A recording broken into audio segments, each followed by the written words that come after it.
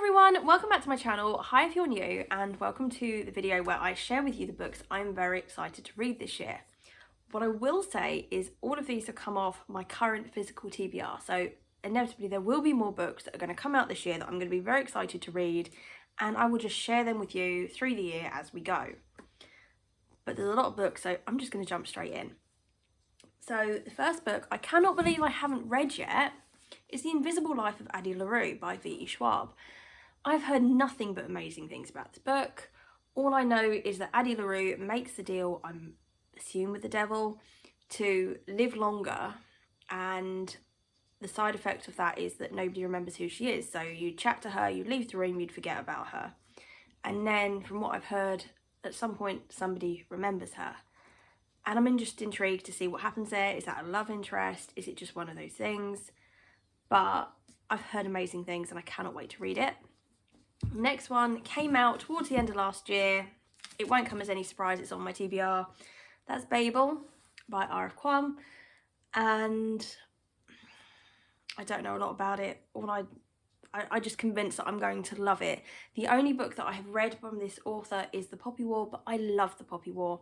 So writing style wise, I think it's going to be good. I believe it's set in Oxford, Royal Institute of Translation, and I don't know much more than that, apart from it was on everyone's TBR last year, and I've heard good things. So yeah, I bought into the hype and I'm really sorry. I gave in. It looks good. Right, then we have got Carrie, Soto is Back by Taylor Jenkins Reid. I have loved the other books by Taylor Jenkins Reid that I have read, so I wanted to give this one a go. I know that it's based around Carrie Soto, who's a tennis player. I believe, is she one of the Reaver children, or she's linked to the Reaver children that was in Malibu Rising, which I really enjoyed. So I'm quite intrigued to see how that kind of overlaps a little bit, if there is really much overlapping. Right, then this one came out in 2019, and it's a bit of a battered copy I've got, and it's Lock Every Door by Riley Sager. I have really enjoyed pretty much all the other Riley Sager books I have read. Particularly loved Home Before Dark. That was absolutely brilliant. And this is the book that I've got. I think I've got all of Riley Sager's work in various formats, either on Kindle or in hard copy. But this is the one I've heard the most good things about. So this is the one that I want to read. I have no idea what it's about, actually. It was one of those, it was an author buy, so we're just going to go with it. Then I want to reread. This is an actual reread this time. I don't intend to reread because I've got so many books on my TBR. But the film is coming out towards the end of this year, and that's The Ballad of Songbirds and Snakes. This is sort of the prequel, well, it is the prequel to The Hunger Games.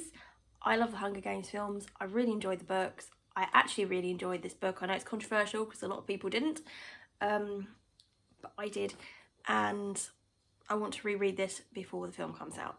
So, but I don't think it's coming out until about October, November time. So I've got plenty of time. Plenty of time. I don't think I'm going to reread the whole series. I think I'm just going to reread that one. Then, because if you follow my videos, you'll know that I absolutely loved The Love Hypothesis. So I've got Love on the Brain by Addie Hazelwood. I've read the first chapter or two this morning, actually, ironically. And then I've got Loathe to Love You. So this one is a collection of 3 novellas, and then this one is just like a full book. And they're all based within sort of the STEM community, science, etc. And well, as I said, I love The Love Hypothesis, so I'm very, very hopeful I'm going to love these 2 books. Fingers crossed. Right, series. I would finally like to read Caraval by Stephanie Garber.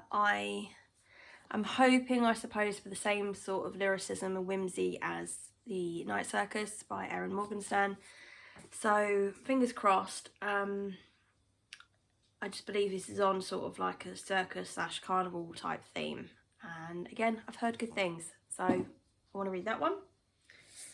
Then we have got It Starts With Us by Colleen Hoover. This is sort of like a sequel to It Ends With Us, and I absolutely love that book. I believe that was a 5-star for me. So when I saw this one was coming out, I needed to pick it up. So this, I believe, is focused on... Do you know what? I'm not going to spoil it. I'm not going to tell you, because if you haven't read It Ends With Us, then I'm not going to spoil it for you. But I believe we look at more in focus of one of the characters in that book, and I cannot wait to see what's happened there. We have The Atlas Paradox. This is the sequel to The Atlas 6 by Olivia Blake. A lot of people didn't really like The Atlas 6. A lot of people DNF'd it. I really enjoyed it. It was a bit heavy going. It's a bit hard to get into, but once you sort of got a good dozen or so chapters in, or half dozen chapters in, I think the story was really, really good. And you've got these sort of, I'm going to label them as magicians, but everyone had their own sort of powers, and they were trying to gain entry to this like exclusive academy institute. And I think there were 6 of them that went forward, only 5 places. They sort of had, it was based on basically how cool their power was, how they could control it, etc. And this is going to be the sequel, so I don't know anything about it. Society, that's the word I was looking for. But I might have to reread the Atlas 6 first, because I checked on Goodreads and I read it about 7 months ago. That was quite a while ago, so I want to make sure that's fresh in my mind. I remember the characters before I dive into this one, but I'm excited to read it. Then, again, I'm probably going to have to do another reread of The Poppy War, because I want to read The Dragon Republic and The Burning God, which are books 2 and 3 of this series. And I'm not even sure which is which. But I absolutely love this. This was fantasy, basically. Is it magical realism, are we calling it? Because obviously there was sort of like, I don't know, I think it's a bit of a mix. But I really enjoyed it, and we joined Rin in the first book, who fought her way, studied her way to get into this military academy. And I think the name The Poppy War kind of gives that a bit of a clue. And it was a bit elite, it was a bit tricky, and then we find out that there are magical powers and things like that later on. And she was absolutely kick-ass. I thought it was really good. It was really interesting. They are quite chunky books, but I love the description, I love the world building, and I thought it was just very different to anything that I had ever read before. So I thought it was good. Would highly recommend. So I can't wait to actually finish this trilogy. We got a couple of non-fiction. We've got a really short one, which is Do the Work by Stephen Pressfield, and this is sort of just like a, if you're a bit of a procrastinator maybe, whatever, it's a really, really short book, and it's just kind of like, you know, project management, get your butt going, do the stuff. And then I've got Unwell Women, Journey Through Medicine and Myth in a Man-Made World, and this is basically how women have been treated in the medical world over the years, quite unfairly many times, and this just goes into them basically. Unpacks the roots of the potential misunderstanding, mystification and misdiagnosis of women's illnesses and pain.